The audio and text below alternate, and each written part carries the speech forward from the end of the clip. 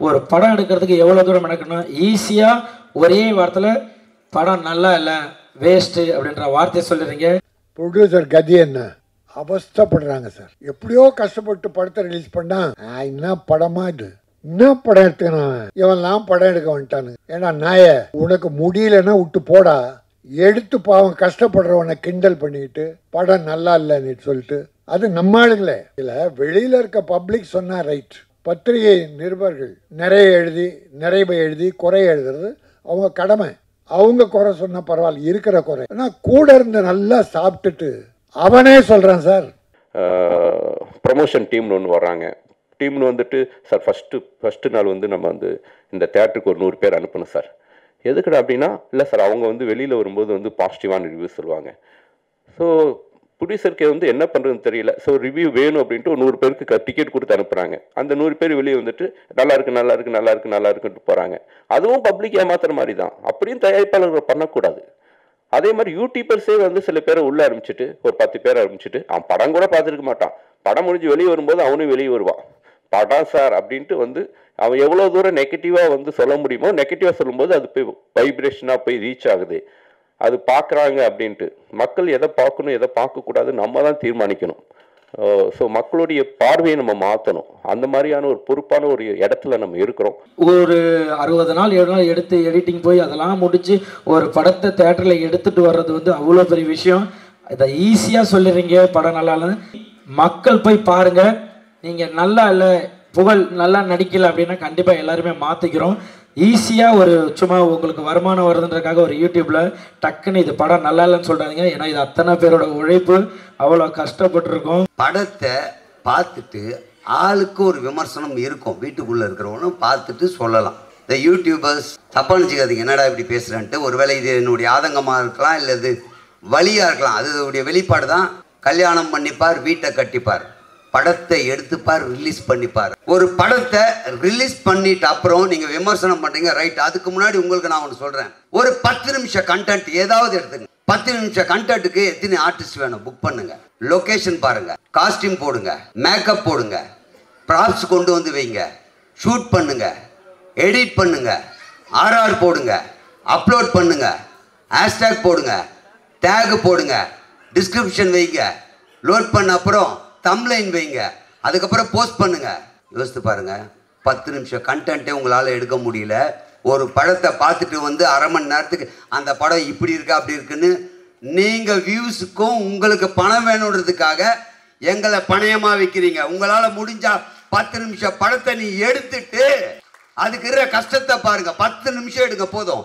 அப்போ 10 நிமிஷம் கழுது எடுக்க நம்மளால் இவ்வளோ கஷ்டப்படுறோமே. அப்போ இவ்வளோ கோடி ரூபாய் பணத்தை போட்டு இத்தனை ஆர்டிஸ்ட்டை டேட்டு வாங்கி அவங்கள கூப்பிட்டு இத்தனை டைம் 24 கிராஃப்ட்டும் ஒன்று சேர்ந்து ஒரு சீன் எடுக்கிறதுக்காக லோல் பட்டு கஷ்டப்பட்டு முன்னேறிட மாட்டோமான்ற நம்பிக்கையோட நடிகர்களும் இன்னைக்கு ஒரு பொழுது போயிடாதான்னு டெக்னீஷியனும் வேலை செஞ்சுட்டு இருக்கிற எங்கள் வயிற்றில் அடிக்காதீங்க, தயவு செஞ்சு சொல்கிறேன். நினச்சி பாருங்கள். ஏன்னா நானும் யூடியூப் வச்சிட்ருக்கேன். ஒரு 10 நிமிஷம் 5 நிமிஷம் கண்டென்ட்டுக்கு ஒருத்தர் கேட்டால் வரேன்னு சொல்லிட்டு வராமல் போயிடுவாங்க. அன்றைக்கி மீதி பேர் வந்தவங்க என்னை கேள்வி கேட்பாங்க, என்னங்க இன்றைக்கி இல்லைன்றீங்க, அவங்க வரலன்றதுக்கா. ஒரே ஒரு ஆள் வரலன்னா நாங்கள் இவ்வளோ வாங்கி கட்டிக்கிறோம்.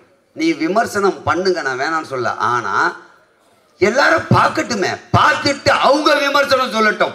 பொதுமக்கள் விமர்சனம் சொல்லிட்டோம், நாங்கள் ஏற்றுக்கிறோம். ஏன்னா எல்லாருக்கும் ஒரு கருத்து இருக்கும். இந்த படம் பார்க்கும்போது இந்த படத்தில் எனக்கு இது கரெக்டாக இருந்தது, இது இல்லை, இது வேணும், இது நல்லா இல்லை, அவங்களுக்கு ஒரு விமர்சனம் இருக்கும். அது என்ன நீங்கள் பார்த்துட்டு இந்த படத்துடைய முழு படத்தையும் நீங்கள் தான் ஏதோ எடுத்த மாதிரியும் இதில் தப்பு இருக்கா மாதிரியும் சொல்லும் போது சத்தியமாக அதில் பாதிக்கப்படுறது திரையுலகம் தான். தயவு செஞ்சு அதை புரிஞ்சுக்குங்க. உங்களுடைய ஒரு நாள் வருமானத்திற்காக, உங்களுக்கு வியூஸ் வேணுன்றதுக்காக, உங்களுக்கு சப்ஸ்கிரைபர் வரணுன்றதுக்காக தயவு செஞ்சு இந்த வேலையை செஞ்சிடாதீங்க.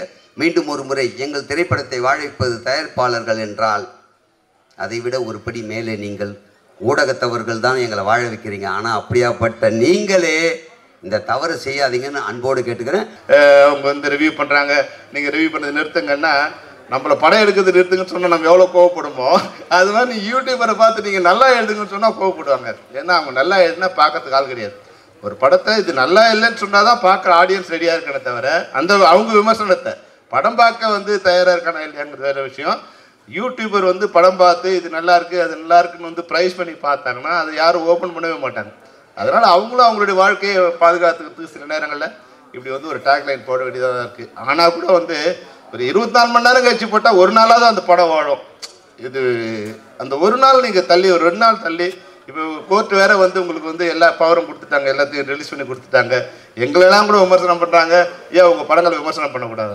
விமர்சனம் பண்ணலாம், அதில் சில தனிப்பட்ட கேரக்டரை வந்து அவங்கள வந்து பாதிக்கிற மாதிரி எதையும் விமர்சனம் பண்ண படம், இந்த படம் நல்லா இருக்குது நல்லா இல்லை அப்படின்னு சொல்லலாம். நீ நட அப்படி வந்திருக்க, நீ அப்படி பேசுகிற, அது வந்து அது பார்க்குற ஆடியன்ஸுக்கு அது ஒரு இன்ட்ரெஸ்டிங்காக இருக்குது. ஆனால் அவங்க அந்த பவுண்ட்ரி லைனை தாண்டி தான் அந்த விமர்சனம், சில விமர்சனம் அமையுது. பல விமர்சனம் வந்து நேர்மையாக இருக்குது, இல்லை நல்லா இருக்குது நல்லா இல்லைன்னு சொல்கிறதுக்கு எல்லாருக்கும் உரிமை இருக்குது. ஆனால் தனிப்பட்ட முறையில் விமர்சனம் பண்ணுறதுக்கு யாருக்கும் உரிமை இல்லைன்றது தான் எங்களோட வேண்டுகோள். அதனால் தயவுசெய்து அது மாதிரி நீங்கள் பாதிக்கிற மாதிரி இல்லாமல் நீங்கள் படங்களை வந்து நீங்கள் நல்லா எழுதுங்க, இல்லை உங்களுக்கு எது மாதிரி தோணுது அது மாதிரி எழுதுங்க. ஆனால் தனிப்பட்ட முறையில் விமர்சனம் பண்ணுறது இருக்கு இல்லையா, அவங்க தனிப்பட்ட வாழ்க்கையோ இல்லை வந்து வேறு இடங்களை அவங்க பேசுனதையோ அதை கொண்டு வந்து இங்கே லிங்க் பண்ணி அதுக்கு ஒரு ஸ்க்ரீன் ப்ளே பண்ணி அந்த விமர்சனமே ஒரு திரைப்படமாக மாற்றக்கூடிய தன்மையில் இல்லாமல் இருந்ததுன்னா உங்கள் விமர்சனம் வந்து ஒரு வகையில் நல்லதாக இருக்கும். ஒரு வேண்டுகோளோடு தான் நான் இங்கே வைக்க வந்திருக்கிறேன். விமர்சகர்களுக்காக, திரைப்பட விமர்சகர்களுக்கு தயவு செஞ்சு இந்த படத்தை எப்படியாவது மக்கள் மத்தியில் கொண்டு போய் சேர்த்துருங்க. உங்களோட பாதம் தொட்டு நான் வேண்டி வணங்கி கேட்டுக்கிறேன். ராம் மாதிரி ஒரு இயக்குனர் வந்து நமக்கு வேணும். 5 யூடியூபர்ஸ் வந்து கதை ஒரு ஒரு கிரிட்டிக் பண்ணுறாங்க. 5 பேரில் 5 பேருமே அவங்கவுங்க இதில் ஒருத்தர் மியூசிக் நல்லா இருக்குன்றாரு, ஒருத்தர் மியூசிக் நல்லா இல்லைன்றாரு, ஒருத்தர் இந்த ஃபஸ்ட் ஹாஃப் நல்லா இருக்குன்றாரு, செகண்ட் ஹாஃப் நல்லா இல்லைன்றாரு, இன்னொருத்தர் ஃபஸ்ட் ஹாஃப் சூப்பராக இருக்குது, செகண்ட் ஹாஃப் நல்லா இல்லைன்றாரு. இப்போ உங்கள் 5 பேர்த்துக்குள்ளேயே ஒரு ஒற்றுமை இல்லாமல் ஒரு விஷயங்கள் நீங்கள் சொல்கிறீங்கன்னா அப்போ ஒரு 1000 பேர் உட்காந்துருக்க ஆடியன்ஸ் அவங்க ஒரு ப்ரீ நோஷனோட தேட்டருக்குள்ளே வரக்கூடாது. தயவு செய்து அதை மட்டும் மனசில் வைங்க. இங்கே ஒவ்வொரு படமும் செத்து சுண்ணாம்பாய் தான் எடுத்துகிட்டு இருக்காங்க. ஒரு ப்ரொடியூசரும் இயக்குனரும் கிட்டத்தட்ட ஓப்பனாகவே நான் சொல்கிறேன், 3 வருஷமாக 3 படம் சைன் பண்ணிவிட்டு 3 படம் சைன் பண்ணி அட்வான்ஸ் வாங்கிட்டு சக்ஸஸ் ஆன இயக்குனர்களும் சரி, ஃப்ளாப் கொடுத்த இயக்குனர்களும் சரி படம் பண்ண முடியாமல் தான் இருந்துகிட்ருக்காங்க இன்றைக்கி இருக்கிற காலகட்டத்தில். ஏன்னா ஒரு படத்தோட தலையெழுத்த ஓடிடி நிறுவனம் என்றைக்கு முடிவு பண்ண ஆரம்பித்தாங்களோ அன்னைக்கே இங்கே ப்ரொடியூசர்ஸ், இயக்குனர்கள் எல்லா பேரோட மாரல் அந்த ஸ்ட்ரென்த்துன்றது உடையுது. ஸோ இன்றைக்கும் நான் ப்ரே பண்ணுற கடவுள் இந்த சினிமாவுக்கு ஏதாவது ஒரு மிகப்பெரிய சக்தியை கொண்டு வந்து தயவு செய்து ஒரு சினிமாவோட படம், ஒரு சினிமாவோட சக்ஸஸ், ஒரு சினிமா படம்ன்றது இயக்குனர்கள் கையிலையும் தயாரிப்பாளர்கள் கையிலையும் தான் இருக்கணும். ஒரு படம் கிரிட்டிக் பண்ணுறதுக்கு முன்னாடி அந்த படத்தோட பட்ஜெட் என்ன, அந்த படத்தோட மேக்கிங் என்ன, அந்த படத்தோட விஷயங்கள் என்ன அப்படின்னு கருத்து பண்ணி உங்களோட கருத்தை சொல்லுங்கள். கம்பேரிசன் பண்ணி தயவு செய்து கிரிட்டிக்ஸ் பண்ண வேண்டாம். ஏன்னா சினிமா கொஞ்சம் குத்துயிரும் குலையுமா இருக்குது. அதை வாழ வைக்க வேண்டிய கடமை எங்களை விட உங்கள் கையில் தான் இருக்குது, உங்களுக்கு தான் இருக்குது. அதை நான் ஞாபகப்படுத்த வேண்டிய அவசியம் கிடையாது, அது உங்களுக்கே தெரியும். சில பேர் செய்கிற தப்புனால இன்றைக்கி ரொம்ப ரொம்ப ரொம்ப கஷ்டத்தில் சினிமா இருக்குது. அந்த சில பேர் கையில் இருந்து தயவு செய்து சினிமாவை காப்பாற்றுங்க. அது எல்லாம் உங்கள் கையில் இருக்குது. ஸோ இது என்னோட இயக்குனராக தாழ்மையான வேண்டுகோள். எங்கள் ப்ரொடியூசர்ஸில் 75% நடுத்தரில் நிற்கிறதுக்கு பல டைரக்டர்கள் காரணம். அது தெரியுமா உங்களுக்கு? அவங்க சிந்தனை எல்லாம் சிறப்பாக இருக்கு. செலவுகள் தான் ஓவராக இருக்கு. 5 கோடியில் படம் முடிக்கலன்னா 9 கோடிக்குள்ளே முடிச்சிடுறாங்க. ப்ரொடியூசரை ரிலீஸ் பண்ண முடியாமல் அவஸ்தைப்படுறாரு. இன்னைக்கு எவ்வளோ நல்ல சின்ன படங்கள் வெற்றி பெறுது, பெரிய படங்கள்லாம் தோல்வி அடையுது. 5 வருஷம் நான் கணக்கு சொல்லிட்டு இருக்கேன். பெரிய படங்கள்லாம் சின்ன படமாகுது, சின்ன படங்கள்லாம் பெரிய படமாகுது. சூரிய என்ன சார் பெரிய அழகனா? காமெடி நடிகன் சூரிய பரோட்டா துண்ணு பரோட்டாவா தின்னானே, அவன் காமெடி பண்ணிட்டு இருந்தான். தம்பி, அன்பான தம்பி, அதனால் அவன் என்ன பண்ணுறான் சார்? ஒரு 4-5 படம் சக்ஸஸ் சார்.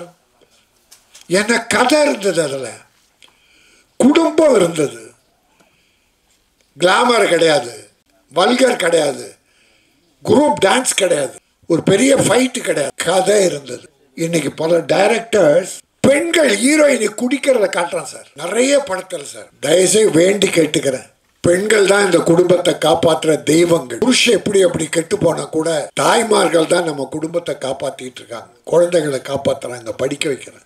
200 கோடி 300 கோடி 100 கோடி சம்பளம் வாங்கி 500 கோடியில் படம் எடுக்கிற படத்துக்கும் வேலை செய்கிற தொழிலாளருக்கு அந்த 1500 2000 5000 சம்பளம். இந்த படம் எவ்வளோன்னு கேட்டேன்.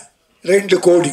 நியாயமான செலவு. தப்பு? அற்புதம் தம்பி. 2 கோடி மொத்தத்தை படம். எவ்வளோ சம்பளம் கொடுத்தோம்? அந்த 300 கோடியில் தயாரிக்கிற படம் வேலை பார்க்குறாங்க தொழிலாளி. 100 கோடி 200 கோடி சம்பளம் வாங்கின ஹீரோ, அந்த தொழிலாளிக்கும் இதே சம்பளம். இந்த 2 கோடியில் படம் எடுக்கிறவங்களும் ஒரே சம்பளம். 500 கோடியில் எடுத்த படம் தியேட்டரில் போகும்போது 150 ரூபா டிக்கெட்டு, 100 ரூபா டிக்கெட்டு. இந்த கையிலனுக்கும் 200 100 ரூபா டிக்கெட்டு, 150 ரூபா. எப்படி ஏழைங்க படம் பார்க்க வருவாங்க? சினிமாவில் சின்ன படங்களுக்கு 60 ரூபா டிக்கெட்டு, 80 ரூபா டிக்கெட்டு. அப்படி ஆக்கினா ஏழைங்க உள்ள வருவாங்க.